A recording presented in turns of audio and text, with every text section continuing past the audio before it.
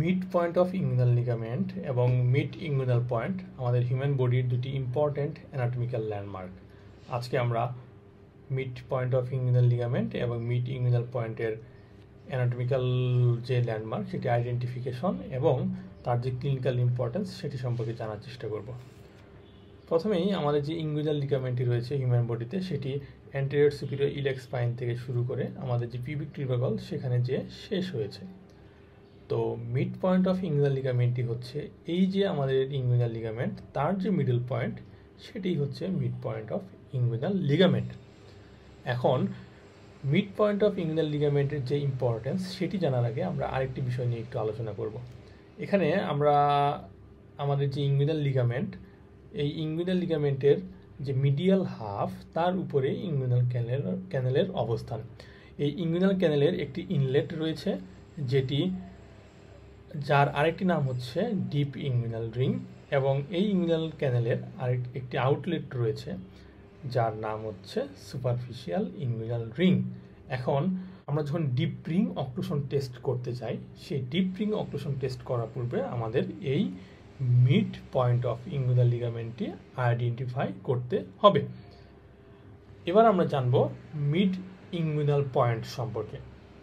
সেটি হচ্ছে আমাদের যেই অ্যান্টেরিয়র সুপিরিয়র ইলেক্স স্পাইনটি রয়েছে সেটি থেকে আমরা যদি আমাদের যে পিউবিক সিম্ফাইসিস রয়েছে সেই বরাবর যদি একটা ইমাজিনারি লাইন কল্পনা করি, তাহলে এই যে ইমাজিনারি লাইন তার যে মিডল পয়েন্ট সেটি হচ্ছে আমাদের মিড ইংগুইনাল পয়েন্ট। এখন আমরা মিড ইংগুইনাল পয়েন্ট যেটি আইডেন্টিফাই করলাম এর ক্লিনিক্যাল ইম্পর্টেন্সটা কি? তাহলে আমরা যখন মিড ইংগুইনাল পয়েন্ট আইডেন্টিফাই করব তার ঠিক নিচেই আমাদের যে ফিমোরাল আর্টারি রয়েছে সেটি ইংগুইনাল লিগামেন্টের পিছন দিয়ে যাত্রা করে লোয়ার লিম্বের দিকে সে যাত্রা করে। অর্থাৎ আমরা যদি মিড ইংগুইনাল পয়েন্টটি আইডেন্টিফাই করতে পারি তাহলে সেখানে আমরা যদি পালপেট করি তাহলে এখানে আমরা ফিমোরাল আর্টারির পালসেশনটা পাবো। এবং এই যে ফিমোরাল আর্টারি তার জাস্ট মিডিয়ালি ফিমোরাল ভেইনের অবস্থান। এই যে ফিমোরাল ভেইন আমরা দেখতে পাচ্ছি এখানে ফিমোরাল ভেইনের অবস্থান।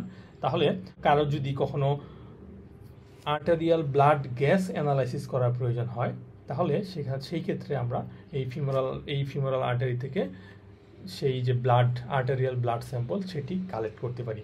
আবার কখনো কখনো দেখা যায় যে কারো বডিতে সেন্ট্রাল ভেনাস লাইন করার প্রয়োজন হয়, সেক্ষেত্রে আমাদের একটি অপশন হচ্ছে এই ফিমোরাল ভেইন দিয়ে সেন্ট্রাল ভেনাস ক্যাথেটারটি করা। সেন্ট্রাল ভেনাস লাইনে যে ক্যাথেটার ইনসার্ট করতে হয় সেটি যদি আমরা করতে চাই, প্রথমে করতে হবে মিড ইংগুইনাল পয়েন্ট আমাদের আইডেন্টিফাই করতে হবে। তারপর আমরা এই যে ফিমোরাল আর্টারি সেটি পালসেশন ফিল করব এবং তার জাস্ট মিডিয়ালি আমাদের এই ফিমোরাল ভেইনের অবস্থান। অর্থাৎ এই যে মিড ইংগুইনাল পয়েন্ট সেটি আমাদের ফিমোরাল আর্টারি আইডেন্টিফাই করতে হেল্প করবে এবং সাথে সাথে সেই ফিমোরাল ভেইনও আইডেন্টিফাই করতে হেল্প করবে।